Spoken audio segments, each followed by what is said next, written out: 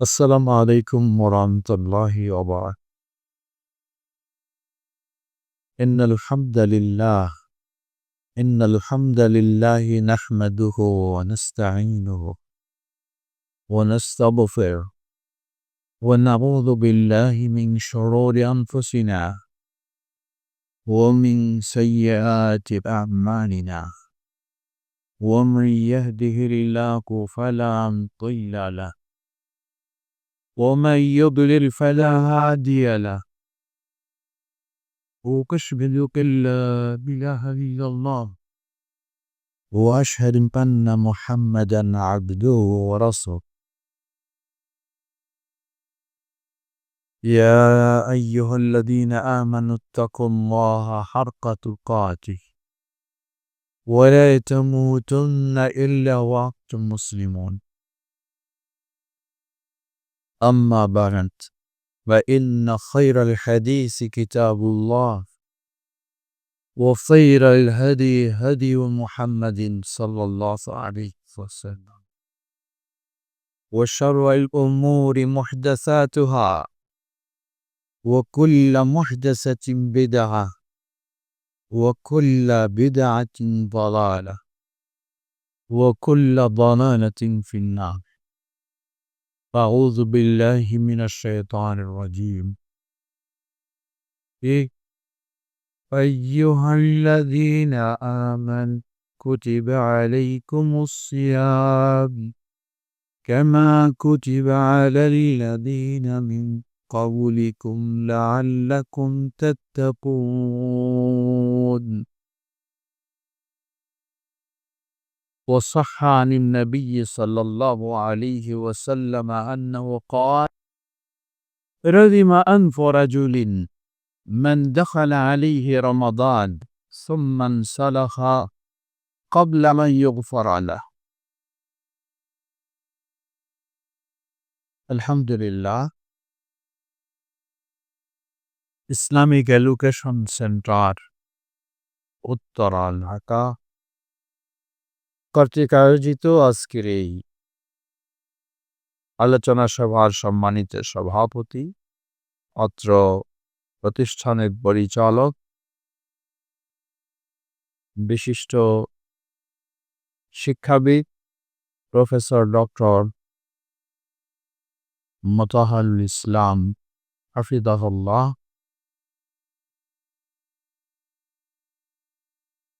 অবস্থিত সবেতন দেরি ভাই ও বোন, আল্লাহ সুবহানাহু ওয়া তাআলার যাবতীয় প্রশংসা, যিনি আমাদেরকে রমজানের খুব কাছে পৌঁছার সুযোগ করে দিয়েছেন। সেই আল্লাহ রাব্বুল আলামিনের কাছেই আমাদের নিবেদন, আমরা যেন সুস্থতার সাথে ঈমানের সাথে রমাদান মাস পেয়ে রমাদান মাসকে সঠিকভাবে রমাদান মাসের প্রতিটি মুহূর্ত গুরুত্ব সহকারে আমরা কাজে লাগাতে পারি। আল্লাহ আমাদের তৌফিক দান করুন। আপনাদের আজকে আমাদের আলোচ্য বিষয় রমাদান মাসের প্রতিটি মুহূর্তের গুরুত্ব, তাৎপর্য এবং আমাদের করণীয় ও বাঞ্ছনীয়।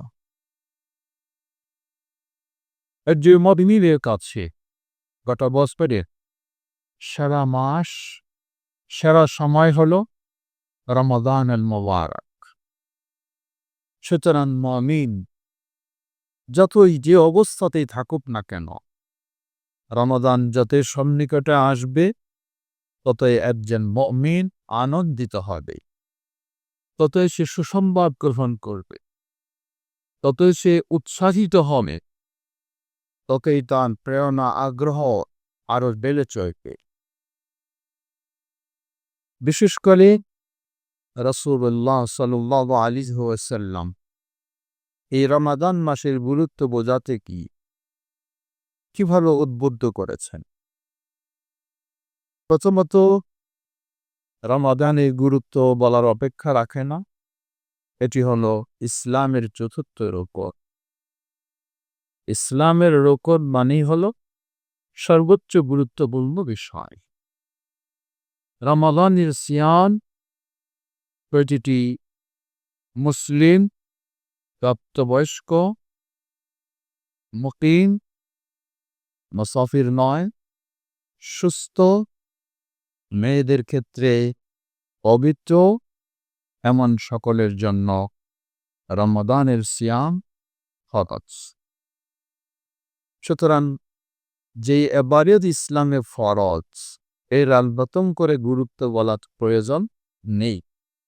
আজকে আমরা অন্য দিক থেকে গুরুত্বটা দেখব।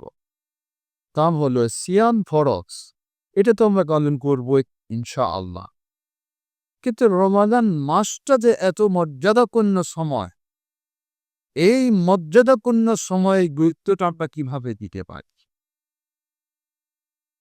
এই মাসের প্রতিটি মুহূর্ত সত্যিই একজন মুমিনের কাছে অত্যন্ত গুরুত্বপূর্ণ।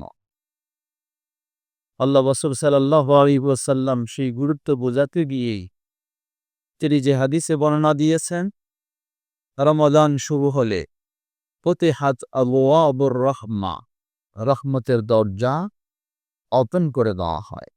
এর মানে অন্য সময় কি আল্লাহর রহমত থাকে না? অবশ্যই থাকে, কিন্তু রমাদান শুরু হলে বিশেষ যে রহমত, যেই রহমতটা অন্য সময় ছিল না, সেটাও উন্মুক্ত করে দেওয়া হয়। সুতরাং এই রমাদান মাসের সময়টি কতটুকু গুরুত্বপূর্ণ, প্রসঙ্গক্রমে যদিও জানা আপনাদের এরপর স্মরণ করে দিচ্ছি। একটি সুপ্রসিদ্ধ হাদিস, আউলাদুহু রাহমাতুন ওয়া আওসাতুহু মাগফিরাতুন ওয়া আখিরুহু ইতকুন মিনান নার। যে হাদিসে বলা হয় প্রথম দশক হলো রহমতের, মাঝের দশক হলো মাগফিরাতের, শেষ দশক হলো নাজাতের। এই হাদিসটি দুই দিক থেকে ঠিক নয়। প্রথম হলো সনদের দিক থেকে সহিহ নয়। দ্বিতীয়, আসলে এই হাদিস দিয়ে রমাদান মাসের মর্যাদা মূল্যায়নটা যথাযথ হয় নাই। যখন বলা হচ্ছে প্রথম দশক রহমত, এর মানে দুই দশক রহমত নাই। মাঝের দশক মাগফিরাত, এর মানে প্রথম ও শেষ দশক মাগফিরাত নাই। শেষ দশক নাজাতের, এর মানে প্রথম দুই দশক নাজাতের নাই। তাহলে এই হাদিস দিয়ে তো আসলেই রমজান মাসের মর্যাদা তুলে ধরা হয়নি। ওই হাদিসে তুলে ধরা হয়েছে যেই হাদিসে বলা হয়েছে রমাদান মাসের 30টি দিনের প্রতিটি মুহূর্তে এলো বিশেষ রহমতের। ওই হাদিসে মূল্যায়ন হয়েছে যেই হাদিসে বলা হয়েছে রমাদান মাসের গোটা মাসটাও এলো বিশেষ মাগফিরাতের। ওই হাদিসে মূল্যায়ন হয়েছে যেই হাদিসে বলা হয়েছে গোটা মাসটাও হলো জাহান্নাম থেকে মুক্তির মাস। সুতরাং আমরা সেভাবে এ মাসটিকে মূল্যায়ন করব, সেভাবে এ মাসটিকে গুরুত্ব দেব। আল্লাহ রাসূল সাল্লাল্লাহু আলাইহি ওয়াসাল্লাম বলেন, এই মাসের শুরুতেই আল্লাহর পক্ষ থেকে বিশেষ ঘোষণাকারী এসে ঘোষণা দেয়, ইয়া বাগিল খাইরি আকবিল, হে কল্যাণকামী, আর থেমে থাকার সুযোগ নেই, বিলম্ব করার সুযোগ নেই, সময় নষ্ট করার সুযোগ নেই, এগিয়ে আসো, সামনে অগ্রসর হও। এটাই সুবর্ণ সুযোগ, জীবনের সেরা সুযোগ। আর এই সুযোগ জীবনে নাও আসতে পারে। কত যোগ্যতা রমাদানে আমাদের সাথে ছিলেন, এই রমাদান তারা পৌঁছতে পারেননি, তার আগেই বিদায় ঘটে গেছে। হতে পারে আল্লাহ আমাদের ভাগ্যে এই রমাদান দিলে আবারও কোনো রমাদান পাবো বলে নিশ্চিত নয়। হতে পারে এটি আমাদের জীবনের শেষ রমাদান। সুতরাং রমাদানের প্রতিটি মুহূর্ত কত গুরুত্বপূর্ণ হতে পারে বলার অপেক্ষা রাখে না। সেই ফেরেশতা বলে, ইয়া গাগিয়াশ শাররি আকসির, হে কল্যাণকামী, থেমে দাও। এই সুন্দর সময়ে, এই সুবর্ণ সুযোগে, যখন জান্নাতের সুঘ্রাণ যেন ছড়িয়ে বেড়াচ্ছে, এই সময় তুমি অবহেলায় লিপ্ত থাকবে, হতে পারে না। তুমি থেমে যাও, স্টপ করে তোমার কাজ। ওয়ালিল্লাহি উতাকাউ মিনান নার ওয়া যালিকা ফি কুল্লি লাইলাতিন। আবার ফেরেশতা ঘোষণা দিতে থাকে যে রমাদান মাসের প্রতিটি রাতে আল্লাহর পক্ষ থেকে বিশেষভাবে জাহান্নাম থেকে মুক্তি দান করা হয়েছে। ওয়া যালিকা ফি কুল্লি লাইলা, প্রতিটি রাতেই এটা। এর মানে শেষ দশক সুদীপ জাহান্নাম থেকে মুক্তির না। হাদিস সহিহ। আল্লাহ রাসূল সাল্লাল্লাহু আলাইহি ওয়াসাল্লাম বলছেন, ফেরেশতা এসে ঘোষণা দিচ্ছে যে আল্লাহর পক্ষ থেকে রমাদানের প্রতিটি রাতে বিশেষভাবে জাহান্নাম থেকে মুক্তি দান করা হয়। শায়িত দিদি ভাই ও বোনেরা, সুতরাং রমাদান মাস এটা হলো এই মাস যার প্রতিটি মুহূর্ত জান্নাত নিশ্চিত করে নেওয়ার সুযোগ আপনার সামনে, যার প্রতিটি মুহূর্ত জাহান্নাম থেকে নিজেকে মুক্ত করে নেওয়ার সুযোগ হলো এই সেই মাসে। কারণ সবচেয়ে আমাদের বড় প্রতিবন্ধক হলো যে ভালো কাজ করতে দেয় না, খারাপ থেকে বিরত থাকতেও দেয় না ইবলিস। সেই ইবলিসকে আল্লাহ সুবহানাহু ওয়া তাআলা তার গতিকে থামিয়ে দিয়েছেন, রোধ করে নিয়েছেন, স্টপ করে দিয়েছেন তাকে, তার সুযোগ নেই। যার ফলে দেখুন একজন মানুষ যে সালাতও আদায় করতো না, দেখা যায় এখন সে সুন্দর, রমজান শুরু হয়ে গেলে সুন্দর পোশাক পরে জামাতের সাথে আদায় করছে। কেন? যে ইবলিস তাকে সালাত থেকে বিরত রাখতো, ইবলিস এখন স্টপ হয়ে আছে।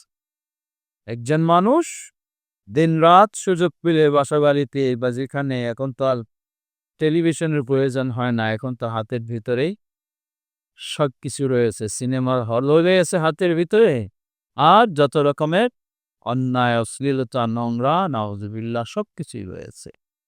যে মানুষটা সবসময় এই অশ্লীল কার্যগতে ডুবে থাকতো, রমাদান শুরু হতে না হতেই নিজেই নিজে প্রস্তুত, কেউ তাতে বাধা দিচ্ছে না, বলি যে না এই সময় এই কাজ করা যাবে না, শোভা পায় না। সুবহানাল্লাহ। কেন? যেই ইবলিস তাকে এটাতে জড়িয়ে রাখতো, সেই ইবলিস ফেলে গেছে, তার কর্মকাণ্ড বন্ধ হয়ে গেছে। সুতরাং একজন মুমিনের জন্য সর্বোচ্চ সুযোগ হলো এই রমাদান।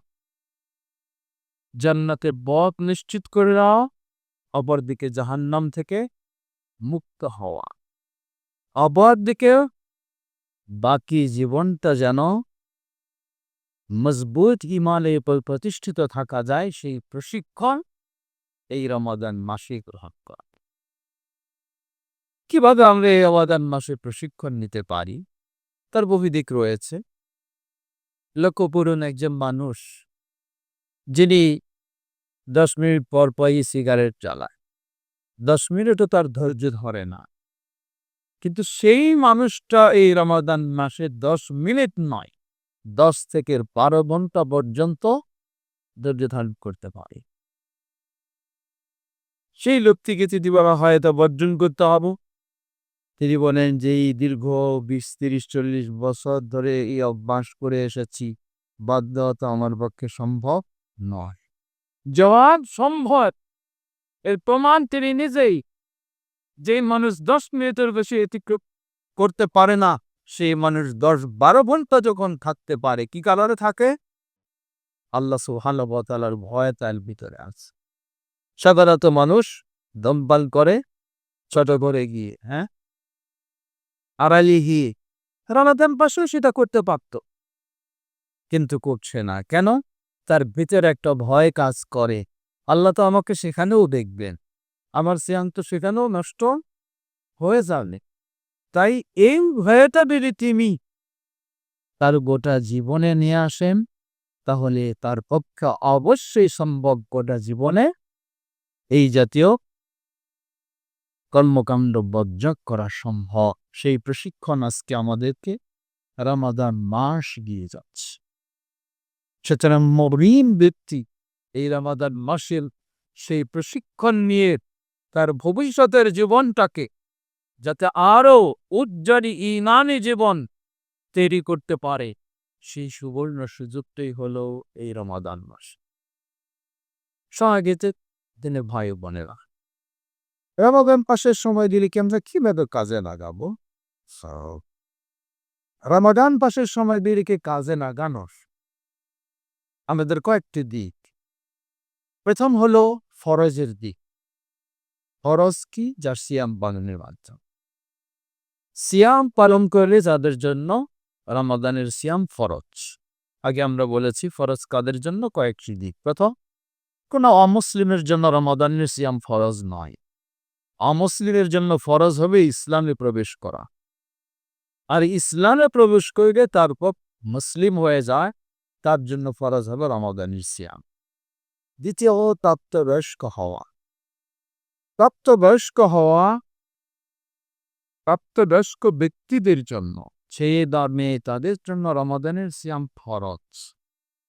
কিন্তু অপ্রাপ্তবয়স্ক হয়ে সিয়াম পালন করা যাবে না, কথাটা এমন নয়।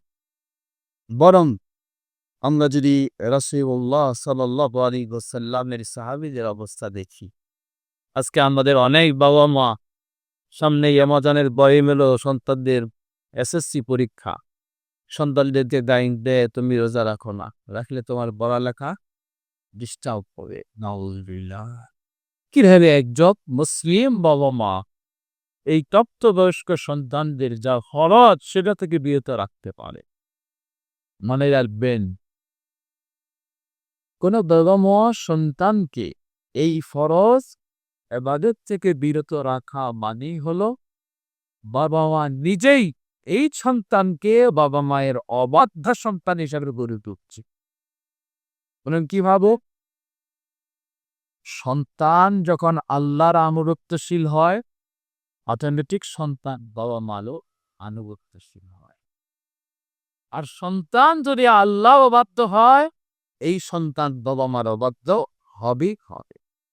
হবেই হবে। যত উচ্চ শিক্ষিত করে তুলুন আপনার সন্তানকে, যাকে আপনি সিয়াম থেকে বিরত রাখবেন, সালাত থেকে বিরত রাখবেন, আল্লাহর ভয় থেকে বিরত রাখবেন, দিক থেকে বিরত রাখবেন, ওই বদিম নাস্তিক সন্তান কোনো দিন বাবা মার সাথে ভালো আচরণ করবে না। আর বাবা মা যে সন্তানকে গড়ে তুলবে, তাকে নামাজি বানাবে, রোজাদার বানাবে, আল্লাহ ভীরু করে তুলবে, অবশ্যই এই সন্তান সে যতই যে অবস্থায় থাকুক না কেন, বাবা মার সাথে সে সাধারণত দুর্ব্যবহার করবে না, বাবা মার সাথে সে সদাচরণ করবে। সুতরাং আমরা বলবো ব্যক্তিটি অভিভাবকের দায়িত্ব হলো, মুসলিম অভিভাবকের বাবা মার দায়িত্ব হলো সন্তানকে মুসলিম হিসাবে গড়ে তোলা। কোনোভাবে স্বভাব বা কোনো হতে পারে না মুসলিম অভিভাবক সন্তানকে বলবে তোমার এই পড়ালেখার ব্যস্ততা আছে তাই এটি করো না, বিশেষ করে প্রাপ্তবয়স্ক হলে এটি কখনোই কোনো মুসলিমের জন্য বৈধ নয়। উপরন্ত মুসলিমের কর্তব্য হলো সন্তান যখন প্রাপ্তবয়স্ক হয়ে যাবে, হঠাৎ করে যদি তাকে সিয়াম রাখতে বলা হয়, এটি তার জন্য কষ্টদায়ক হয়। তাই আগে থেকেই তাকে প্রশিক্ষণ দেওয়া। লক্ষ্য করে সাহাবায়ে কেরামদের অবস্থা কেমন ছিল? একজন মহিলা সাহাবী বলছে, হাদিসটি সহিহ বুখারীর। একজন মহিলা সাহাবী বলছে, ইসলামের দ্বিতীয় হিজরিতে রমাদান সিয়াম ফরজ হয়। প্রথম হিজরিতে রমাদানের সিয়াম ছিল না, কিন্তু আশুরায়ে মুহররমের সিয়ামের নির্দেশ রাসূল সাল্লাল্লাহু আলাইহি ওয়াসাল্লাম যখন দেবে, তিনি বলছেন, একজন মা বলছে, আমরা যারা প্রাপ্তবয়স্ক আমরা সিয়াম পালন করলাম, কিন্তু ছোট বাচ্চাদের যে কথা নির্দেশ ছিল না, কিন্তু আমরা তাদেরকে প্রশিক্ষণমূলক তাদেরকেও সিয়াম পালনের ব্যবস্থা নিলাম। ছোট বাচ্চা কিছুক্ষণ পরে মায়ের কাছে এসে খাওয়া চায়, মা বলছে যখন খাওয়া চাইতো আমরা বাচ্চাদের হাতে কিছু খেলনা তৈরি করে দিতাম। বাচ্চারা খেলনাকে খাওয়ার কথা ভুলে থেকে হলে আমরা ইফতার পর্যন্ত গিয়ে যেতাম, অতঃপর তাদের সামনে আমরা খাওয়া প্রস্তুত করে নিতাম। সুবহানাল্লাহ। এই ছিল তবে সাহাবায়ে কেরামের আদর্শ। তাই আল্লাহ রাসূল সাল্লাল্লাহু আলাইহি ওয়াসাল্লাম এই জন্যই বলেছেন, খায়রুল কুরুনি করনি সুম্মা আল্লাযীনা ইয়ালুনাহুম সুম্মা আল্লাযীনা ইয়ালুনাহুম।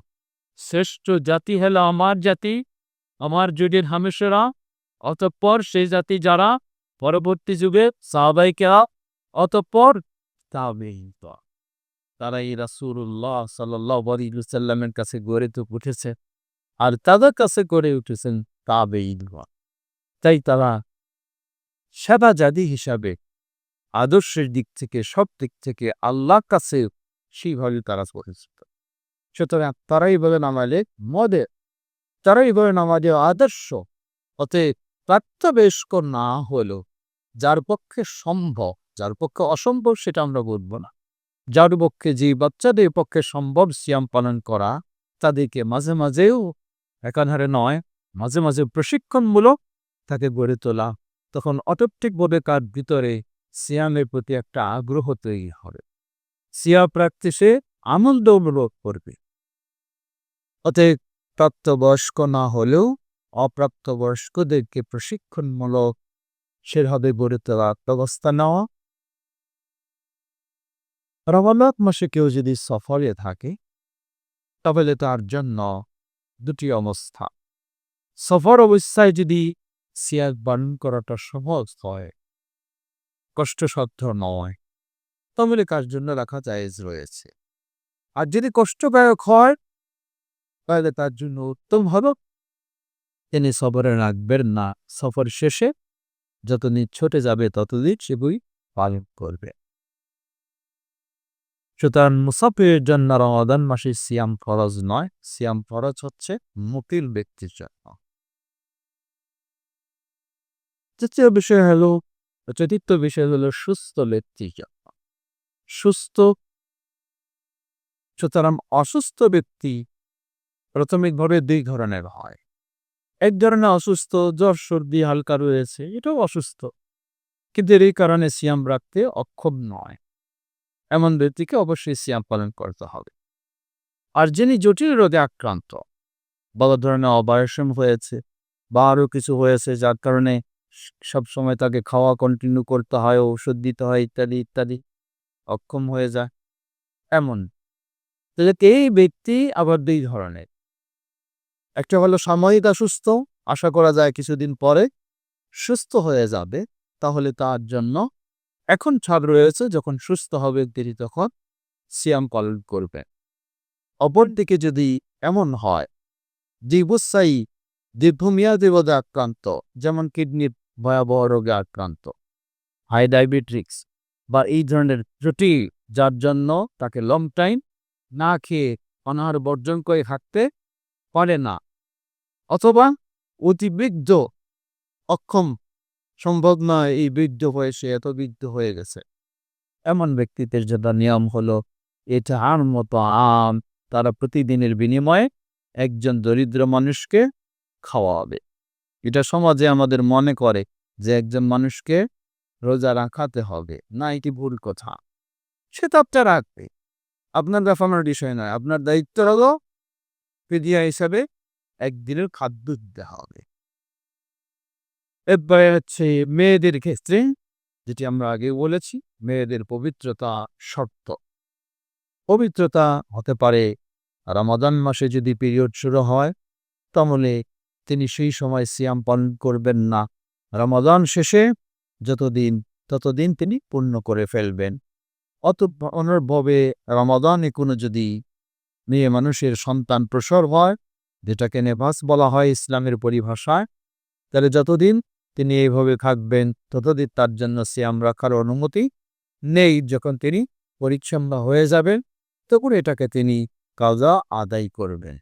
এখানে আরেকটি বিষয় এসে যায়, মেয়েদের ক্ষেত্রে যদি সন্তান সম্ভব থাকে অথবা ছোট্ট বাচ্চা মায়ের দুধ পান করছে, এদের কি অবস্থা? এদের অবস্থা নিয়ে কিছু মতভেদ রয়েছে, কিন্তু ইবনে আব্বাস রাদিয়াল্লাহু তাআলা আনহু এর একটি আসার রয়েছে যেটিকে শেখ আলবানী রাহিমাহুল্লাহ প্রাধান্য দিয়েছে।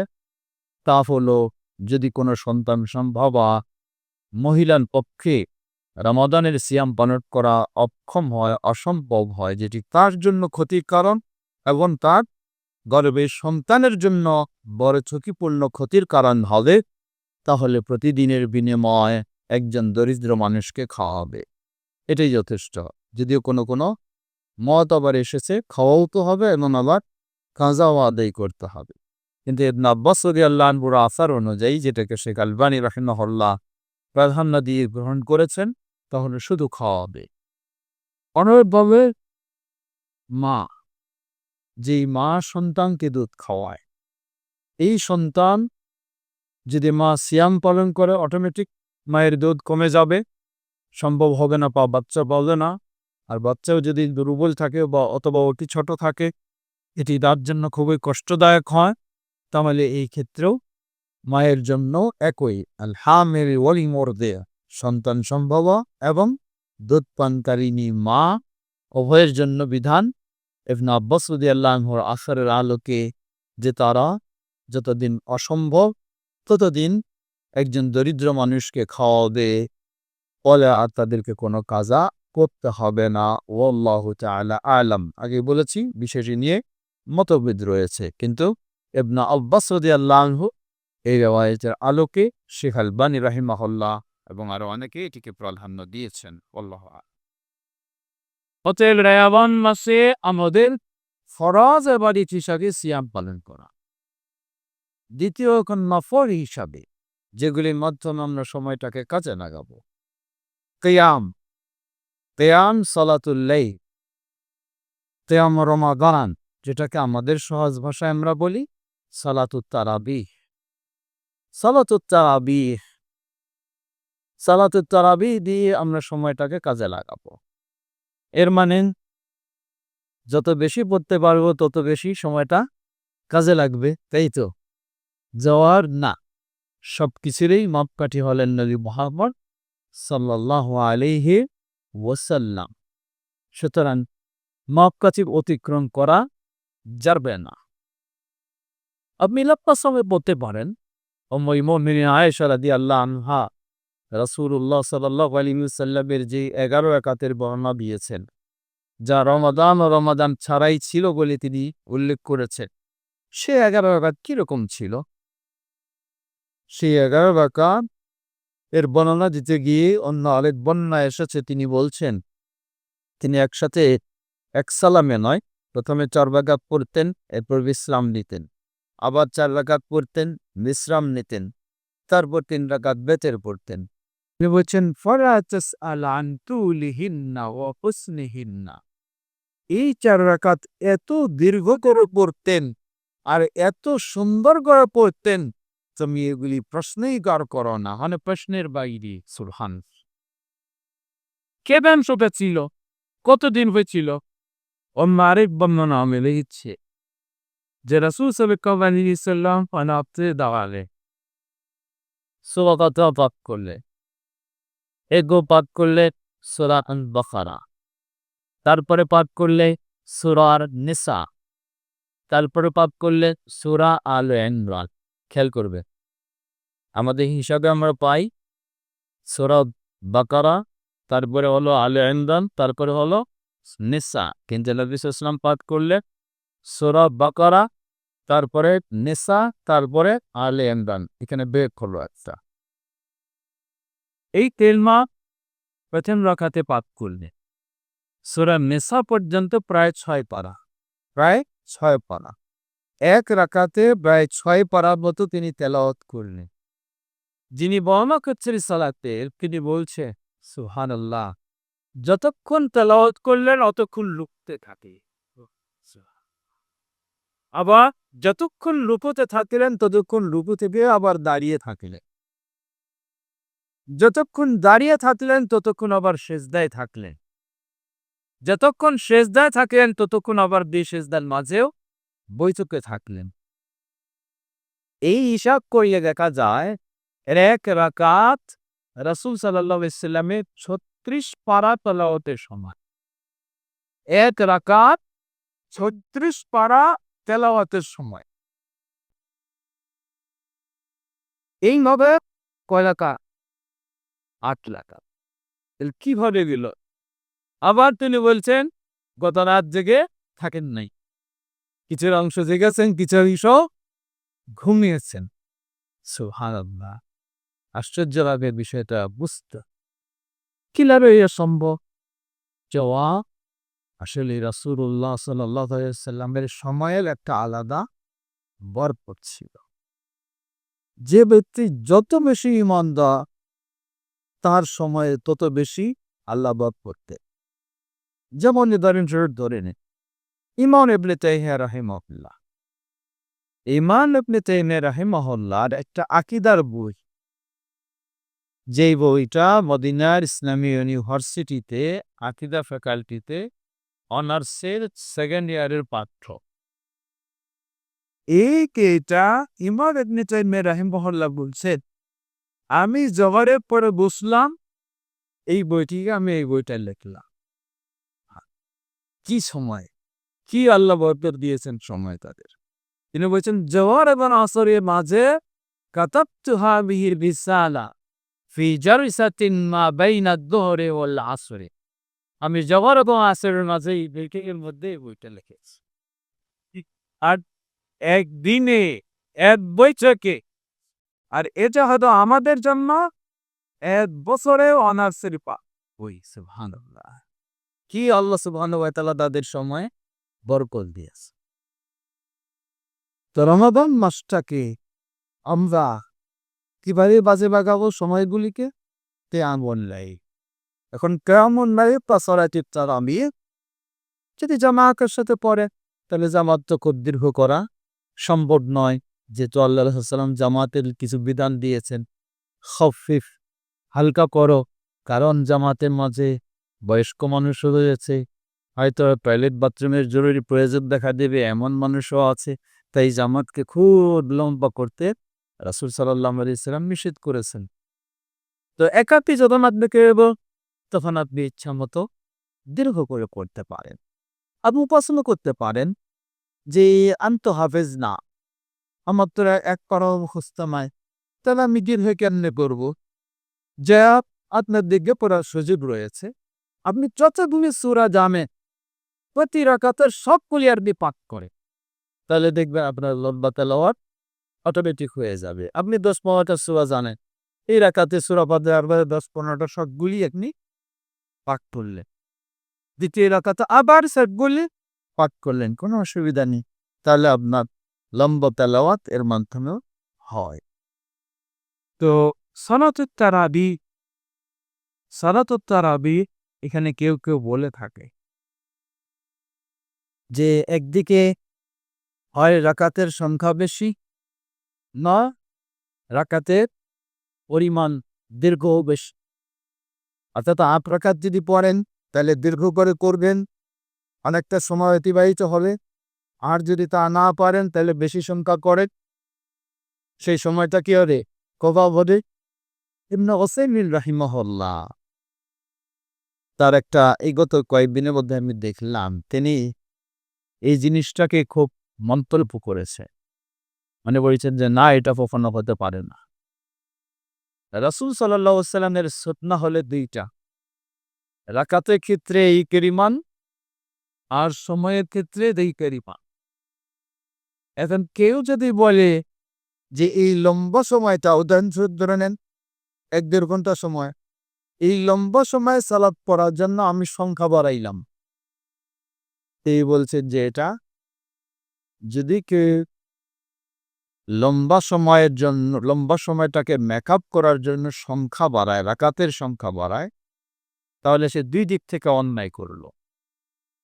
একদিক থেকে রাসূল সাল্লাল্লাহু আলাইহি ওয়াসাল্লামের রাকাতের সংখ্যার দিকে খেয়াল রাখল না, তাই রাসূল সাল্লামের বিরোধিতা করল। বরং রাসূল সাল্লাল্লাহু আলাইহি ওয়াসাল্লামের অনুসরণে ২ দিক থেকে খেয়াল করা। এক হলো রাকাতের সংখ্যার দিকে খেয়াল করা, অপর হলো সময়ের দিকে খেয়াল করা। কিন্তু যে বেশি সংখ্যক পড়তে যাবে, সে এই দিক থেকে অপরাধ করবে। তাই তিনি বলছেন যে না, যার পক্ষে সম্ভব নয় লম্বা তেলাওয়াত করা, অসুবিধা কি? যতটুকু পারবে তিনি, তাহলে তার যেন কি থাকে? সংখ্যার বিষয়টাও রাসূল সাল্লাল্লাহু আলাইহি ওয়াসাল্লামের অনুযায়ী থাকে। রাসূল সাল্লামের অনুযায়ী বলতে কি? রাসূল সাল্লাল্লাহু আলাইহি ওয়াসাল্লাম বলেননি রাতে ১১ রাকাত পড়তে হবে বা এর বেশি পড়া যাবে না, এটি বলেন নাই। কিন্তু উম্মুল মুমিনিন আয়েশা রাদিয়াল্লাহু আনহা বলছেন, রাসূল সাল্লাল্লাহু আলাইহি ওয়াসাল্লামের রাতের সালাত রমাদানে হোক, রমাদান ছাড়া হোক, কখনো ১১ রাকাতের বেশি ছিল না।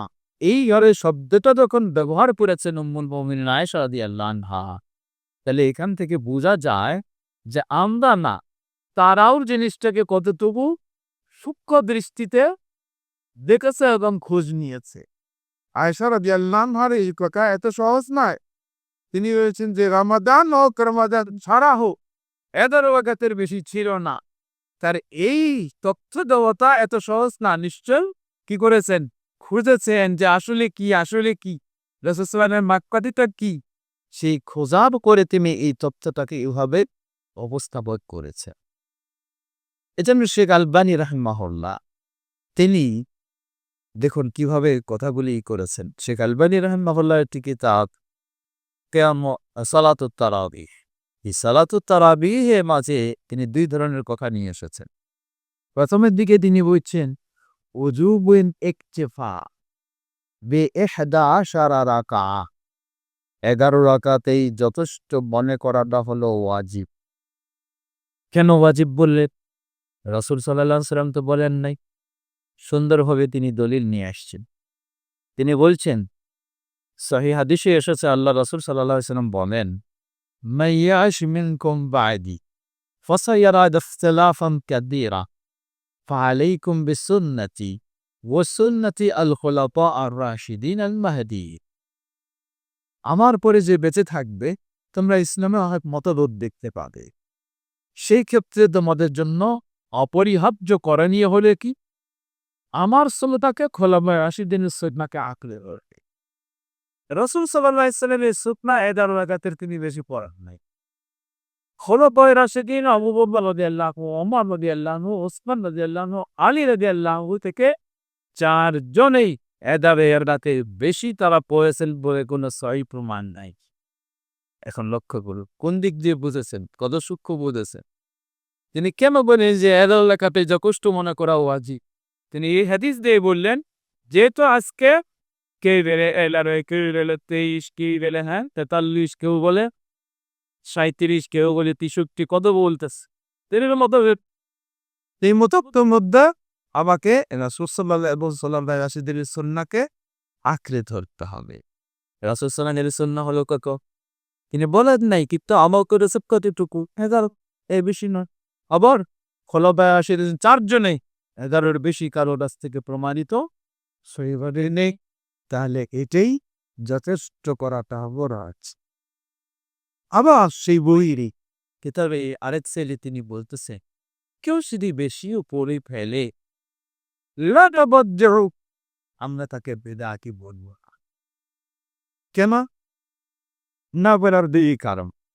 এখন রাসূল সাল্লাল্লাহু আলাইহি ওয়াসাল্লামের আমল হলো ১১ রাকাত বা উম্মুল মুমিনিন আয়েশা রাদিয়াল্লাহু আনহার অন্য বর্ণনায় এসেছে ১৩ রাকাত। আব্দুল্লাহ ইবনে আব্বাস রাদিয়াল্লাহু আনহু হাদিসেও সেভাবে ১৩ রাকাত হলো প্রথমে ২টি, ২ রাকাত হালকা করে ভনিতা স্বরে পড়তেন। তারপরে ১১, এই হিসাবে ১৩ হিসাব করেছেন কেউ। তো ইমাম আলবানী রাহিমাহুল্লাহ বলছেন, রাসূল সাল্লাল্লাহু আলাইহি ওয়াসাল্লাম যেহেতু ১১ পড়েছেন কিন্তু বলেন নাই যে ১১-এর বেশি পড়া যাবে না। দ্বিতীয়, অন্য হাদিসে রাসূল সাল্লামকে যখন জিজ্ঞাসা করা হলো রাতের সালাতের বিষয়ে, তিনি বললেন সালাতুল লাইলি মাসনা ওয়া মাসনা। রাতের সালাত ২ করে। ২ করে মানে কি? ২ করে মানে অনির্দিষ্ট। সর্দি থাকতে পারে, ফসবে আশঙ্কা হলে ১ রাকাত দিয়ে ক্লোজ করে ফেলতে হবে। তাহলে এই হাদিস থেকে বর্তমান সৌদি আরবে আলেমরাও তারাও বলে যে উত্তর হবে ১১ রাকাত পড়া। এর চেয়ে কেউ যদি বেশি পড়তে চায় জায়েজ রয়েছে। আল্লাহু তাআলা আ'লাম। এইজন্য শেখ আলবানী রাহিমাহুল্লাহ বলছেন কেউ যদি বেশি পড়ে তাহলে তারে বেদাতি বলা যাবে না। কারণ অনেক সাহাবীদের থেকে পাওয়া যায় ১১-এর বেশিও তারা পড়েছে। তো এইজন্য এখানে ২টো দিক বলবো আমরা বা কয়েকটি দিক। প্রথম দিক বলল ধীর স্থিরতার সাথে আপনি ১১ রাকাত পড়বে, এটাই হলো সবচেয়ে উত্তম বিষয়। দ্বিতীয়, কেউ যদি কিছু বেশি পড়তে চায় তাহলে জায়েজ রয়েছে। কিন্তু আপনি বেশি পড়তে গিয়ে তাড়াবি না হয়ে তাড়াতাড়ি শুরু করে দিবেন, এটা তো হবে না। ওটা তাড়াতাড়ি না, ওটা কি? তাড়াতাড়ি মানে তাড়াতাড়ি উঠার নেশা আর তেলাওয়াত এবারে চলতেছে। তাহলে এটা কি হলো? এটা সলাত না। এটাতে জাস্ট একটা আনুষ্ঠানিক দোকান। বরং এখন আরো যে ভয়াবহ বিষয়গুলি, আগে ছিল কি মানুষ ৩০ দিনে খতম করে, বা ২৭ দিনে যাই হোক খতম করে। এখন ৭০ বেড়ে গেছে। ২০ দিনে, ১০ দিনে, ১ সপ্তাহ মতো। যেন আমি কোন এক সময় গেলাম পিজি মেডিকেলে গেলাম, রাত্রে হয়তো চিকিৎসা বা কোনো প্রয়োজনে গেছিলাম। এসা পড়লাম, এসা পড়ে মসজিদে। পরে দেখছি যে ডাক্তারদের বিশেষ একটা কোর্স এখন। কি? ডাক্তাররা ব্যস্ত মানুষ, ওনারা 10 দিনে খতম শেষ করবেন আরে। 10 দিনে খতমের কোর্স চলতেছে এখানে। এগুলি তো আসলে আনুষ্ঠানিকতা ছাড়া কিছুই নাই। ওদের দেখি যে আমি কোরআনে কি তারাবিতে ১ খতম শেষ করেছি। লা হাওলা ওয়ালা কুওয়াতা ইল্লা বিল্লাহ। এই আনুষ্ঠানিকতা ইবাদত দিয়ে আপনি জান্নাত নিশ্চিত করতে চাইবেন, কোশ্চিন কালেও সম্ভব না। এভাবে তাহলে প্রসাদটি সাথে হৃদয় থেকে আনুষ্ঠানিকতা নয়। তাইলে সে ইবাদত আল্লাহর কাছে স্থান পাবে, আল্লাহ গ্রহণ করবে। আর যদি আনুষ্ঠানিকতা শুধু হয়ে থাকে, তবে এটা দিয়ে আল্লাহর কাছে আল্লাহকে সন্তুষ্ট করা কখনোই সম্ভব নয়। তো বিশেষ করে এই জন্য আমরা বলি অনেক সময়, যেখানে ২০ রাকাত পড়ে বা ২৩ রাকাত পড়ে, আর এটাকে দ্রুত করার জন্য তেলাওয়াত যে এমনভাবে পড়ে, এটাকে কখনো তেলাওয়াত বলা যায় না। কোরআনের সাথে অবমাননা হয়। এবং সালাতে উঠা বসায় কোনো রুকু সিজদা ঠিক নাই। এটা সালাতেই দেয় না। এই সালাতে পড়া জায়েজই নেই। পড়তে শেখা, কিন্তু অবশ্যই হতে হবে ধীর স্থির হবে। সালাতে রুকু সিজদা যদি স্পষ্টভাবে না হয়, তাহলে তো এই সালাত কখনোই হবে না। এই জন্য আমরা অনেক সময় বলি, আপনার যদি আশপাশে ১১ রাকাতের কোনো ভালো জামাতের ব্যবস্থা নাই, আর বেশি পরে একেবারে তারাবি নয় তাড়াতাড়ি পড়তে শুরু করে, আপনি এটা বাদ দিবেন। আপনি তাদের সাথে জামাতে এশার সালাত করবেন, পরে চলে আসবে। বাসায় ধীর স্থির হবে, আপনি একা পড়েন, যেগুলি সূরা পারেন না আপনি সেগুলি দিয়ে পড়েন। তো এরা কি আমরা সময়টাকে কাজে লাগাবো, একটি হলো কিয়ামুল লাইল। এই কিয়ামুল লাইল বা তারাবির সালাতুত তারাবি, সালাতুত তারাবি প্রথম ২০ দিন আপনি পড়লেন, কিন্তু শেষ ১০ দিন, এই শেষ ১০ দিনের গুরুত্ব তো আরো অনেক বেশি। উম্মুল মুমিনিন আয়েশা রাদিয়াল্লাহু আনহা বলছেন, ওয়াকানা নবিয়্যু সাল্লাল্লাহু আলাইহি ওয়াসাল্লাম ইয়াজতাহিদু ফিল আশরিল আওয়াফির মা লাম ইয়াজতাহিদু ফি গায়রি। রাসূলুল্লাহ সাল্লাল্লাহু আলাইহি ওয়াসাল্লাম শেষ দশকে এত প্রচেষ্টা করতেন ইবাদতের মধ্য দিয়ে, যেটা অন্য সময় কখনো করতেন না। উম্মুল মুমিনিন আয়েশা রাদিয়াল্লাহু আনহা আরেক হাদিসে বলছেন, ইযা দাখালা আলাইহি আল আশরুল আওয়াকিফ শাদ্দা মিউজারাহু ওয়া আহইয়া লাইলাহু ওয়া আইকাদা আহলাহু। শেষ দশক যখন শুরু হতো, তিনি সপ্তাহের কোমর বাঁধতেন। শেষ দশকের সব রাত করে তিনি জানতেন, যেখানে কত রাত জাগা রাসূল সাল্লাল্লাহু আলাইহি সাল্লামের সুন্নায় নিষিদ্ধ, কিন্তু রাসূল সাল্লাল্লাহু আলাইহি সাল্লাম শেষ দশকে কি করতেন? নিজে সব রাতগুলি জাগতেন, শুধু নিজে বা ওয়া আইকাদা আহলাহু, পরিবারের সবাইকে শেষ দশকের রাতগুলি জাগাতেন। সুবহান। কেন? শেষ দশকটি হলো প্রথম ২ দশকের চেয়ে আরো বেশি গুরুত্বপূর্ণ। কিসের জন্য গুরুত্বপূর্ণ? শেষ দশকে রয়েছে কদরের রাত। এই কদরের রাত আমরা এর মর্যাদা সম্পর্কে খুব বেশি ভালো জানি, কিন্তু পাওয়ার জন্য অলসতা করি। এত বিশাল মর্যাদা আপনি পেয়ে যাবেন জমিদারের মধ্যে ইবাদত করে, তা তো হতে পারে না। এত বিশাল মর্যাদা দিতে হলে রাসূল সাল্লাল্লাহু আলাইহি ওয়াসাল্লামের মতোই শেষ দশকের প্রতিটি মুহূর্তকে, বিশেষ করে রাতগুলির প্রতিটি মুহূর্তকে আপনাকে সেভাবেই মূল্যায়ন করতে হবে, সেভাবে কাজে লাগাতে হবে। আজকে আফসোসের সাথে বলতে হয়, আমরা অনেক দুর্বল হয়ে গেছি। আমরা কত ব্যস্ত, রমজান মাসে ইবাদত করার মতো, বিশেষভাবে রমজান মাসে ইবাদতে আত্মনিয়োগ করার মতো আমাদের সময় নাই। আমাদের সময় নেই, কত ব্যস্ত। অথচ রাসূলুল্লাহ সাল্লাল্লাহু আলাইহি ওয়াসাল্লামের চেয়ে কারো কি কোনো বড় দায়িত্ব ছিল? গোটা মুসলিম উম্মার আমানত হলে তার কাঁধে, নবুয়তের আমানত তার কাঁধে, রিসালাতের আমানত তার কাঁধে। শুধু এইটুকুই নয়, একটা দুইটা নয়, ৯টা পরিবার একসাথেই তিনি পরিচালনা করছেন। এত শতব্যস্ততার মধ্য দিয়েও রমাদানের শেষ দশক তাকে কোনো ব্যস্ততা কোথাও থামায় রাখতে পারেনি। সুবহানাল্লাহ।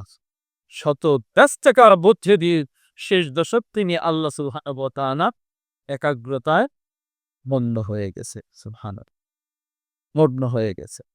কোনোদিন ছোটেনি তার এতেকাফ, কোনোদিন ছোটেনি শেষ দশকের রাত জাগা, কোনোদিন ছোটেনি শেষ দশকের বিশেষ কান্নাকাটি, কোনোদিন ছোটেনি শেষ দশকের বিশেষ ইবাদত। রাসূলুল্লাহ সাল্লাল্লাহু আলাইহি ওয়াসাল্লাম তিনি হলেন আমাদের মালিক।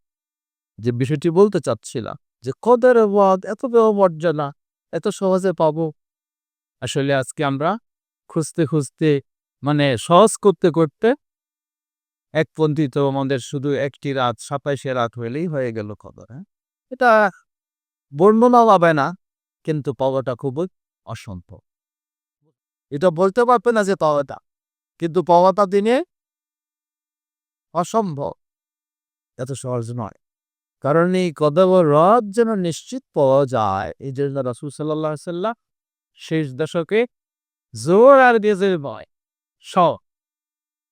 হাদিস সহিহ বুখারীর হাদিস, যে হাদিসগুলি থেকে টাইম বোঝা যায়। উম্মে মুমিনিন আয়েশা রাদিয়াল্লাহু আনহা হাদিসে যেটি পাওয়া যায়, আল্লাহ রাসূল বলছেন তাহাররাউ লাইলাতুল কদরি ফি আল-আশরিল আও ফিল ওয়াতরি মিন আল-আশরিল আওয়াখির মিন রমাদান। রমাদানের শেষ দশকে বেজর রাতগুলিতে তোমরা কদর অনুসন্ধান করো। এর মানে রয়েছে ভারিয়া 5টি: 21, 23, 25, 27, 29। এটাই কি যথেষ্ট হলে কেউ যদি শতভাগ নিশ্চিত কদরের রাত পেতে চায়? জবাব না। কেউ যদি শতভাগ নিশ্চিত কদরের রাত পেতে চায়, তাহলে তাকে রাসূল সাল্লাল্লাহু আলাইহি ওয়াসাল্লামের মতো খুঁজতে হবে। তাহলে ইনশাআল্লাহ শতভাগ পাবে, ইনশাআল্লাহ শতভাগ পাবে। কারণ আব্দুল্লাহ ইবনে আব্বাস রাদিয়াল্লাহু আনহুর আরেকটি হাদিস, এই হাদিসটি খেয়াল করবে। সেই হাদিসে আল্লাহ রাসূল সাল্লাল্লাহু আলাইহি ওয়াসাল্লাম বললেন যে লাইলাতুল কদর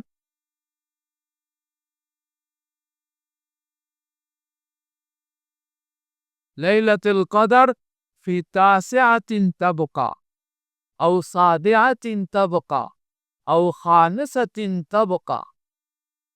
কদরের রাত হলো ওই রাতে যে রাত দিয়ে 3টি রাত বাকি থাকবে, অথবা যে রাত দিয়ে 5টি রাত বাকি থাকবে, অথবা যে রাত দিয়ে 7টি রাত বাকি থাকবে। এই হাদিস বুঝতে গিয়ে একটু চিন্তা করতে হবে। মানে হাদিসটা এমন উদাহরণস্বরূপ 9 রাত বাকি থাকতে, মানে কি বুঝবো? 21 বুঝবো, তাই না? যদি 29 রমজান হয় তখন কি বুঝবো? 30 রমজান এলে তবে এটি বুঝবে, 29 রমজান যখন এলে তখন আপনি কি বুঝবে? না, তখন বুঝতে হবে 20। হাদিসটা খেয়াল করবে। হাদিস সহিহ বুখারী। খালি তো বেশি তেজি আমরা। যদি 9 রাত বাকি থাকতে কবরের বার্তা যদি কেমনে হয়, যদি রমাদান মাস 30 হয় তবে এই রাতটা হবে 21। রমাদান মাস যদি 29 হয় তাহলে এই রাতটা হবে 20। তাহলে 20 মানে 20, 22, 24, 26, 28। বরং জোরে জোরে বেজোরে যাবে। এই জন্য ইমাম ইবনে তাইমিয়া রাহিমাহুল্লাহ তিনি বলছে, এই হাদিসের আলোচনা করতে গিয়ে তিনি বলছেন ইদা কানা আল আমরে হাকাযা, বিষয়টা যদি এইরকমই হয়, এই মানে 29 এলাকা আপনি 30 গণনা করতে পারলেন না, কারণ আপনার রাত তো অত ফ্রি নাই, আপনার তো 9 রাত হিসাব করতে হবে। তো বিষয়টা দেখেন এই বেতনেই হয়, ফায়ামবাগি লিল মুমিনি আন ইয়াতাহাররাহা ফি আল আশরিল আওয়াখির জামিআ। তাহলে মুমিনের কর্তব্য হলো শেষ দশকের অগ্রাতগুলিতে এসে কদর তালাশ করে, শেষ দশকের সব রাতগুলিতে। তাহলে তার জন্য কি হলে শতভাগ নিশ্চিত হবে। আর এটা ছিল কার সুন্নাহ? রাসূলুল্লাহ সাল্লাল্লাহু আলাইহি সাল্লামের এটাই সুন্নাহ। তিনি আলেম ইসলাম সহজ করে দিয়েছেন যে তোমরা বেজিগুলি দিয়ে খুঁজো, কিন্তু তিনি এটাই যথেষ্ট মনে করেননি। তিনি শেষ দশকের সব রাতগুলিতে জেগেছেন, সব রাতগুলিতে ইবাদত করেছেন। সুতরাং নারামায় গানে এই বিশাল উপহার, সেটি হচ্ছে কদরের রাতের ইবাদত যদি আমরা পেতে চাই, তাহলে শেষ দশকটাকে সেভাবে আমাদেরকে রাসূলুল্লাহ সাল্লাল্লাহু আলাইহি সাল্লামের প্রকৃত সুন্নাহ অনুযায়ী কাজে লাগাতে হবে। ফিরে আসি রমাদানের সময়গুলিকে কাজে লাগানোর জন্য রাসূল সাল্লাল্লাহু আলাইহি ওয়াসাল্লামের আরও বিশেষ যা আমল ছিল, সেটি হলো ইবনে আব্বাস রাদিয়াল্লাহু আনহু বলছেন, এই হাদিসটি সহিহুল বুখারী, যে প্রতি রমাদানে জিবরিল আলাইহিস সালাতু ওয়াস সালাম রাসূলুল্লাহ সাল্লাল্লাহু আলাইহি সাল্লামের কাছে আসতে, এসে কোরআনের নাজিল হওয়া অংশটুকু শুনতেন এবং শোনাতেন। তাই এই রমাদানে কোরআনের বেশি বেশি চর্চা, তেলাওয়াত বলুন, অর্থ বুঝে পাওয়া বলুন, তাফসীর বলুন, সবটাই এটিও রাসূল সাল্লাল্লাহু আলাইহি ওয়াসাল্লামের বিশেষ সুন্নাহ রমাদানে। এর মাধ্যমেও আমরা রমাদানের প্রতিটি মুহূর্তকে, সময়কে আমরা গুরুত্ব দিতে পারবো, মূল্যায়ন করতে পারবো। রমাদানে রাসূলুল্লাহ সাল্লাল্লাহু আলাইহি ওয়াসাল্লামের আরও বিশেষ যেগুলি আমল ছিল, তার মাঝে রমাদানে তিনি বেশি বেশি দান সাদকা তিনি নিজেও করতেন। ওয়া কানা আজওয়াদুন নাস, নবী সাল্লাল্লাহু আলাইহি সাল্লাম ছিলেন সবচেয়ে দানবীর, সবচেয়ে বেশি। কেন? মিনার রিহি মুরসালা, প্রবাহিত বাতাস যে গড়িতে অগ্রসর হচ্ছে, তার চেয়েও নবী সাল্লাল্লাহু আলাইহি সাল্লামের দানের গতিটা আরো বেশি ছিল। আর রমাদান মাসে তিনি তুলনামূলক বেশি দান করতেন।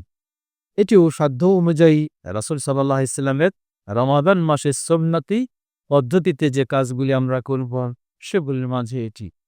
সেই সাথে আমাদেরকে মনে রাখতে হবে, আমি যেমন সুযোগটা করে লিহ, আমার কর্তব্য হলো আমার পরিবারের সকলকেও সেই রকম সুযোগ করে দেওয়া আমার দায়িত্ব। সমানে কাজের উপর আমি এক একটা কাজ ভাগ করে দিয়ে আমি ফ্রি হয়ে গেলাম নাকি? তাহলে একজন এই সাইড দেখবে, একজন এই সাইড নিয়ে ব্যস্ত হবে, একজন রান্না বান্না নিয়ে ব্যস্ত হবে, একজন হাট বাজার নিয়ে ব্যস্ত হবে, আর আমি কি বললাম সবগুলি থেকে ফ্রি হয়ে শুধু ইবাদতে ব্যস্ত থাকবো।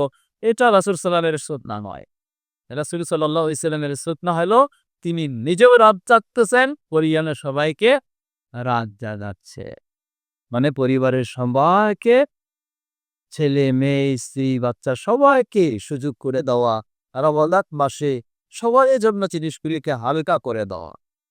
এমনকি যারা হয়তো যাদের অধীনে কর্মরত মানুষ রয়েছে, তাদেরও খেয়াল করা উচিত যে আমার জন্য যেমন আমি হালকা করতে চাই, তাদের জন্য আমরা একটু কি করবো, হালকা করে দেব। শুধু হালকা নয়, আপনি যদি তাদের, আপনার দায়িত্ব হলে তাকে উদ্বুদ্ধ করা, সেও যেন সিয়াম পালন করে, সেও যেন ইবাদত করে, এজন্য কিছু টাকার কাজকে হালকা করে দেবে। যার ফলে কি দাঁড়াবে, সেই ব্যক্তিরাও স্বাচ্ছন্দ্যে সানন্দে রমাদান মাসে ইবাদত করবে। উপরন্তু আল্লাহ রাসূল সাল্লাল্লাহু আলাইহি ওয়াসাল্লাম বলেন, মান দাল্লা আলা খাইরিন ফাদাহু মিসলু আজরি ফাইলি, কেউ কাউকে ভালো কাজের সন্ধান দিলে, উদ্বুদ্ধ করলে, সে ভালো কাজ করে যে সওয়াব পাবে, আল্লাহ সুবহানাহু ওয়া তাআলা আল্লাহকে সমান সওয়াব দান করবে। এর কি অর্থ? আপনার পরিবারের সদস্য ৫-৭ জন, আপনি সবাইকে নিয়ে ইবাদত করছেন, তাদেরকেও সুযোগ করে দিচ্ছে, তারা কাছে সওয়াব পাবে। কিন্তু আপনি যে তাদেরকে সুযোগ করে দিলেন, এই জন্য সমান সওয়াব আল্লাহ আপনাকেও দান করবে। আপনার এখানে 10 জন 20 জন 1000 কর্মচারী রয়েছে, তাদেরকেও আপনি হালকা করে দিলেন, তাহলে আল্লাহ সুবহানাহু ওয়া তাআলা, আপনি একা শুধু সিয়াম নয়, আপনার অধীনে 1000 মানুষ কাজ করে, এই 1000-এর সিয়ামের সওয়াব প্রতিদিন আপনি পাবেন। সুবহানাল্লাহ। তাই আমাদের উচিত নিজেরা এই মূল্যবান সময়টুকুকে কাজে লাগানো এবং অন্যদেরকেও আমাদের সংশ্লিষ্ট অধীনস্থ তাদেরকে এই সময়টুকু কাজে লাগানো সুযোগ করে দেওয়া আল্লাহ রাব্বুল আলামিন আমাদের সকল বিষয়ে তৌফিক দান করুন। কথা অনেক হয়ে গেছে, আরও হতে পারে, তবে কিছু সময় অল্প 15-20 মিনিট সময় আমরা একটু জরুরি প্রয়োজন, কারণ কিছু মাসাইলের বিষয় নিয়ে যেহেতু আলোচনা হয়নি, সে জাতীয় বিষয় নিয়ে প্রশ্ন আসতে পারে। সেই প্রশ্ন আমরা সংক্ষিপ্তভাবে জবাব দেওয়ার চেষ্টা করব, কোনো জিজ্ঞাসা যদি থেকে থাকে।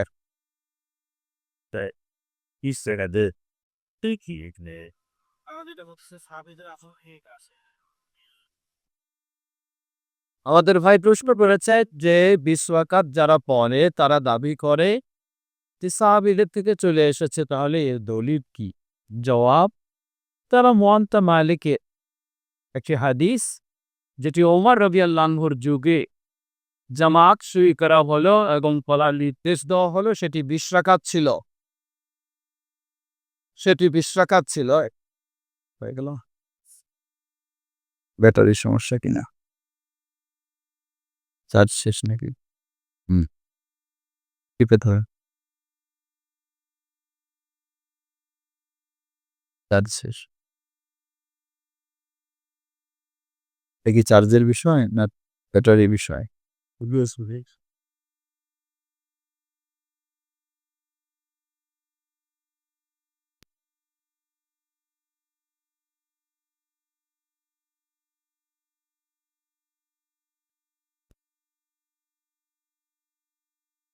তো তারা বলে যে ওমর রাদিয়াল্লাহু আনহুর সময় সেই একত্রে জামাতের ব্যবস্থা তিনি করে দিলেন, আর সেই জামাতের এই রাকাতের সংখ্যা ছিল 20 রাকাত।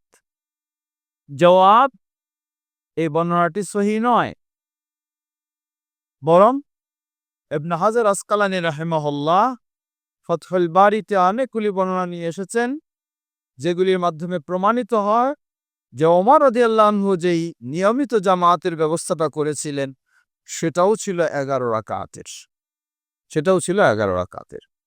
সুতরাং আমরা বলবো, কেউ যদি, ওই যে আমরা বলছিলাম তখন, কেউ যদি এই নিয়তে সালাত আদায় করে যে রাসূল সাল্লাল্লাহু আলাইহি ওয়াসাল্লামের সুন্নাহ হলো 20 রাকাত, তাহলে এটা অবশ্যই বেদাত হবে। আর এই নিয়ত যদি না করে, মনে করে যে বেশি পড়া জায়েজ আছে, তাহলে বলবো বেদাত নয়। আল্লাহু আ'লাম। তো না, কেউ ঝগড়া করবে না। ঝগড়া তো আমরা করি না, অন্যরা করে।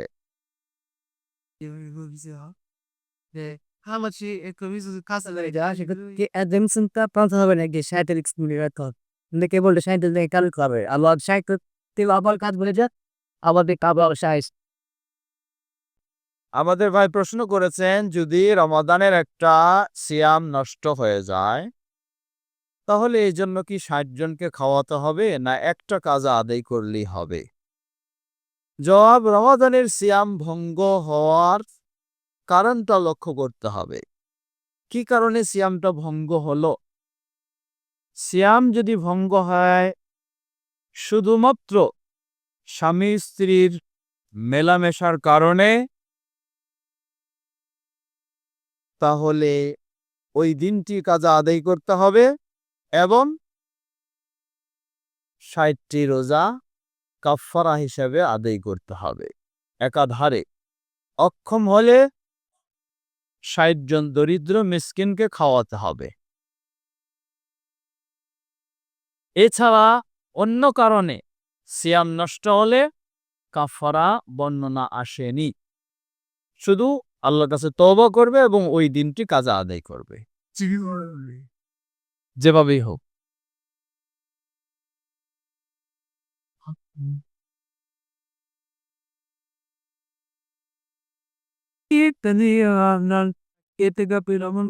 এই মসজিদে তো বসতে বাধ্য হই। তো রাত্রে তো আপনার ওই তারাবি ওরা 20 পরে আবার 8 পরে মানে ইসে চলে যায়। আবার রাত্রে ইয়ামুল লাইল এমন 8 পড়ায়। এখন আমি তো জানি তো একটার এক্স-কুমার 2 বার পড়াচ্ছে। আর 2 বার আমরা অনেক বাধ্য হয়ে পড়তেছি। ইস্তেতান পড়া জামাতে নামাজ পড়তেছি, এই নিয়ে কেমনে দেয় কে পড়ি আর এটা কি এটা কি, এটা তো আমতো চামকিছি যে তারাবির আপডেট যেই তারাবি এটাকে ওরা রাত্রে কিয়ামুল লাইভ যেমন তামিলনাড়ু এগিয়েছে। এখন আপনি যেহেতু ওই মসজিদেই বসে থাকেন এতেকাফের সময়, এখন তারা সালাত আদায় করছে, সেই সময় যদি সালাত না আদায় করেন মানে আন্তরিকতার সাথে বা মনোযোগ সহকারে অন্য কোনো ইবাদত করার মতো তো সেখানে সুযোগ থাকবে না। হয়তো আপনি গিয়ে একটু আলাদা বসে কোথাও তেলাওয়াত শুরু করলেন, কিন্তু মাইকের আওয়াজ পাইতেছে, সবাই করতেছে, সেটাও তো সুযোগ থাকবে না। তারপরে আমরা বলবো আপনি এমনটা করতে পারেন, প্রথমে তাদের সাথে এশার সালাত জামায়াতের সাথে পড়লেন, এরপর আপনি মসজিদের দ্বিতীয় তলায় যদি নিরিবিলি কোথাও জায়গা থাকে বা তৃতীয় তলাও যদি থাকে অসুবিধা নাই, যেহেতু আপনি এতেকাফে আছেন আর এটা গোটাটাই মসজিদ, যে কোনো জায়গায় গিয়ে আপনি বসতে পারেন। তৃতীয় তলায় গিয়ে আপনি একাকী তেলাওয়াত করলেন বা বিভিন্ন ইবাদত করলেন, আর শেষ রাতে যখন তারা ৮ রাকাত পড়ে ওই সময় তৃপ্তি সহকারে ৮ রাকাত করলেন, এমনটা করতে পারে না। আল্লাহু আ'লাম।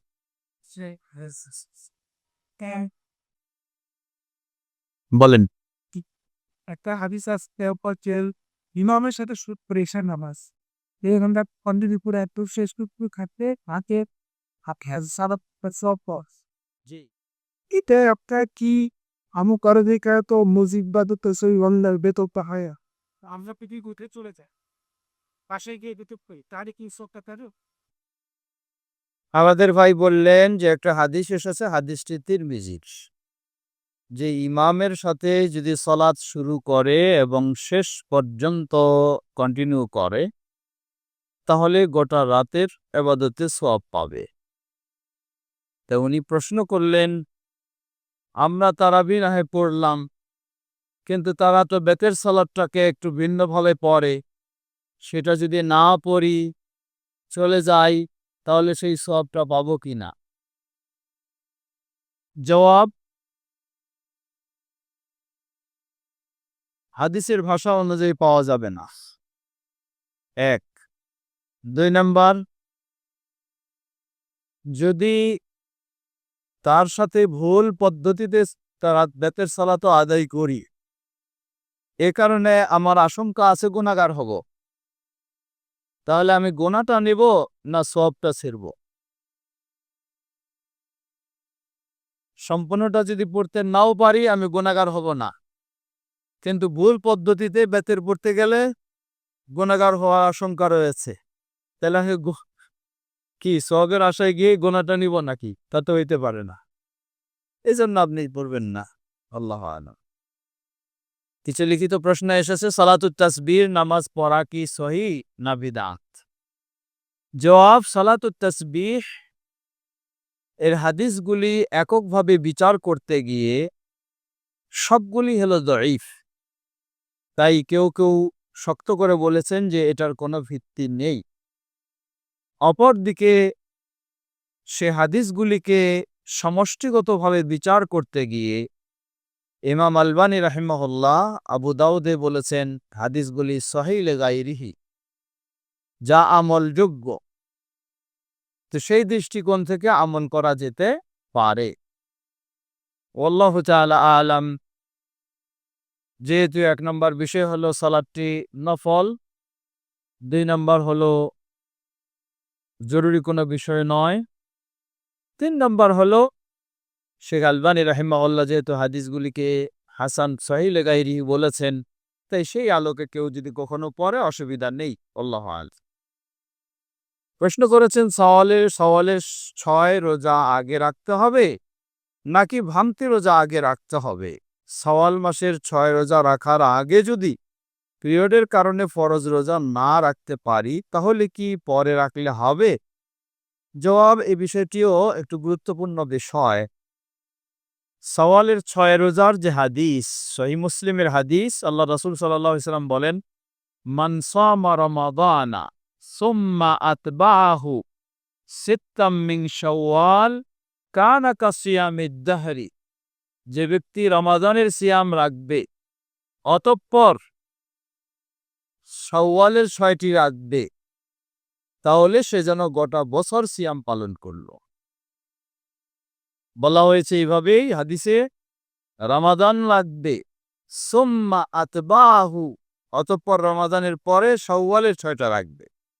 এখন রমাদান যদি কারো অসম্পূর্ণ থাকে তাহলে তো বলা যাবে না রমাদান রেখেছে। এজন্য উত্তম হলো রমাদান আগে পূর্ণ করা, অতঃপর শাওয়ালেরটা রাখা। এখন কারো যদি বেশি দিন ছুটে যায় তাহলে তো তার জন্য কষ্টদায়ক। আল্লাহু তাআলা আলাম। শেখ ইবনে বাজ রাহিমাহুল্লাহ এবং আরো অনেকে বিষয়টিকে শক্ত করে বলেছেন যে আগে রমাদানটা পূর্ণ করবে, যেহেতু এটি ফরজ, তারপর শাওয়ালগুলি রাখবে। আল্লাহু আলাম। কেউ কেউ ছাড়ও দিয়েছেন, তবে উত্তম মনে করি আগে রমাদান পূর্ণ করবে। প্রশ্ন এসেছে সূর্য অস্ত এর সময়ে ইফতার করার নিয়ম, কিন্তু যদি কোনো দাওয়াতে যায় এবং তারা যদি আজানের জন্য অপেক্ষা করে সেক্ষেত্রে আমাদের করণীয় কি? জবাব, এবারের জন্য সুসংবাদ, এতদিন ধরে ঝগড়া চলছিল কে কখন ইফতার করবে, কে সূর্য অস্ত গেলে করবে আর কে সন্দেহ দূর করার পরে করবে। তো আলহামদুলিল্লাহ ইসলামিক ফাউন্ডেশন এবার সিদ্ধান্ত নিয়েছে যে সন্দেহ আগেই দূর হয়ে গেছে, সবারই এখন ইয়াকিন এসে গেছে সূর্য অস্ত যাওয়ার। অতএব সূর্য অস্তের সময় হলেই ইফতার হবে। তো প্রশ্নটা এসেছে কোনো দাওয়াতে গেলে, কোনো দাওয়াত মানে কোনো বাসায়, সেখানে কেউ গরামি করে তো করতেও পারে দেরিতে, না এখন আমাদের ইয়াকিন হচ্ছে না আর একটু দেরি করি, করতেও পারে।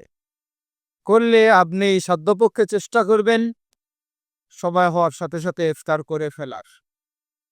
যদি এমনটাও হয় সময় হওয়ার সাথে ইফতার করতে গেলে অন্যরা বিশৃঙ্খলা সৃষ্টি করবে, প্রয়োজন আপনি আড়ালেই না দেখার মতো বা না বোঝার মতোই আপনি আড়ালে শুরু করে ফেলবেন।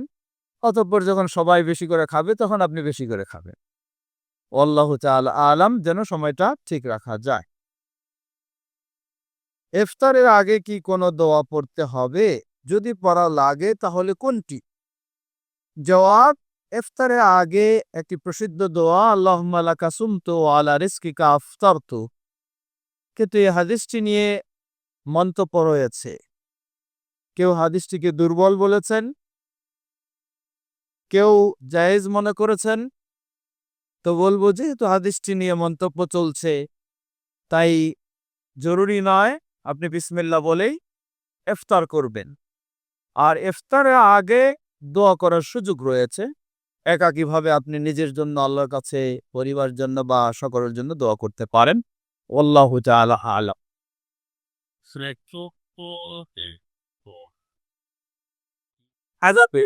বলি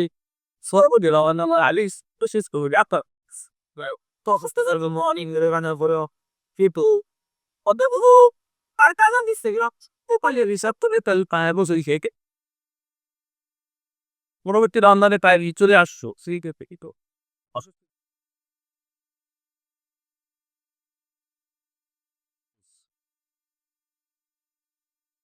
আমাদের ভাই প্রশ্ন করেছেন, রমাদানে যদি কারো বেশি পরিমাণে ছুটে যায়, পরবর্তী রমাদানও এসে গেছে, এর মাঝেও খুব একটা সুস্থ হতে পারেনি, তাই কাজাগুলিও আদায় করতে পারেনি, এখন তার করণীয় কি? অথবা কিছু করেছে সম্পন্ন করতে পারেনি, এখন তার করণীয় কি? জবাব, উচিত হলো সেগুলিকে পূর্ণ করা। যদি সম্ভব নাও হয় এবং রমাদানের পরে তিনি সুস্থ হবেন বা আশা পারছেন তাহলে পূর্ণ করবে। আর যদি একেবারেই অসুস্থতা, অক্ষমতার বিষয় এসে যায় তাহলে তো দরিদ্র মানুষকে খাওয়া দিবে।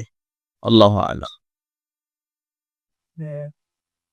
ঈদের ফেরার আগে আপনার ফরজ বেশি সমেতে জানতো বসে গিয়ে পরিবারে সড়কটুকু এখন বয়সে তখন অবপ্লাসিনে ফিরে এসছে, তার আগে কি অবস্থা, তার তখন কি? আমাদের ভাই প্রশ্ন করেছেন, একজন মানুষ সঠিকভাবে দিন মানত না, দিন সম্পর্কে ভালো জানতো না, তখন তো অনেক অনিয়ম হয়েছে, যেমন ফরজ গোসল সঠিক পদ্ধতিতে সে পালন করেনি। এখন সে দিনে তওবা করে সঠিকভাবে ফিরে এসেছে, তাহলে পূর্বের অবস্থা কি হবে? জবাব, যদি তিনি সত্যিকারীভাবে সঠিকভাবে তওবা করে দিনে ফিরে আসে, তাহলে ইনশাআল্লাহ পূর্বেরগুলি আল্লাহ ক্ষমা করবেন। জি, আর কোনো বিষয় যদি কাউকে খাওয়াতে হয়, তিন বেলায় করতে হবে।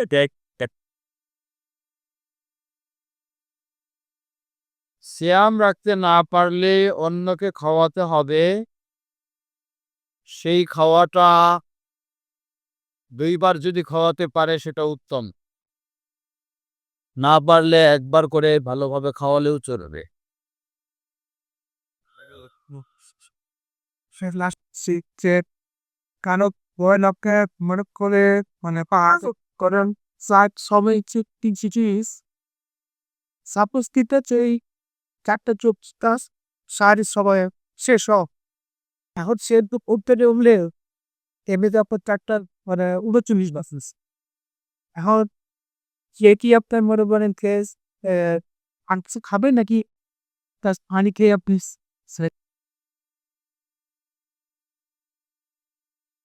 আমাদের ভাই প্রশ্ন করছেন, উদাহরণস্বরূপ সাহারির শেষ সময় যদি হয় 4টা 40, তিনি জাগ্রত হয়েছেন 4টা 39 মিনিটে, 1 মিনিট বাকি আছে, তাহলে কি সামান্য পানি খেয়েই তিনি সাহারির কাজ কমপ্লিট করবেন, না আরো বেশি কিছু খাবে?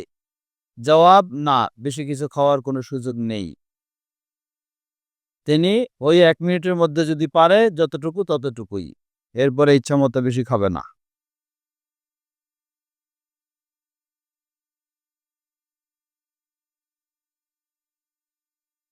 শেষ করতে পারি আমরা নাকি? আজকে আমরা এখানেই শেষ করছি। এতক্ষণ যাবৎ যে বিষয়গুলি আমরা শুনেছি সেগুলি থেকে যেন উপকৃত হতে পারি এবং রমাদানকে যেন আমরা মূল্যায়ন করতে পারি, সেই সময়ের যেন গুরুত্ব দিতে পারি। রমাদানে যেন আমরা আমাদের অপরাধগুলি ক্ষমা করে নিতে পারি, জান্নাত নিশ্চিত করে নিতে পারি, জাহান্নাম থেকে মুক্তি লাভ করতে পারি, আমাদের ঈমানকে আরো মজবুত সুন্দর করতে পারি। আল্লাহ আমাদের সকলকে সে তৌফিক দান। সুবহানাক আল্লাহুম্মা ওয়া বিহামদিকা আশহাদু আল্লা ইলাহা ইল্লা আনতা আস্তাগফিরুকা ওয়া আতুবু ইলাইক। আসসালামু আলাইকুম ওয়া রাহমাতুল্লাহি ওয়া বারাকাতুহু। এখন মাগরিবের সালাতের পরে জামিয়া মানুর তাওহীদে সিয়াম বিষয়ক আলোচনা রয়েছে। আমারে ছেড়ে দিলে ভালো হয় মনে হয়। এখানে আওয়াজও হইতেছে বেশি। হ্যাঁ, আসলে ওখানেও চলে যাই। হ্যাঁ, আজকে ছুটির দিন তো এই জন্য কাজে লাগাইছি। আর এখানেও যে ছুটির দিন আমরা কাজ করছি এটা বুঝে নাই তারা।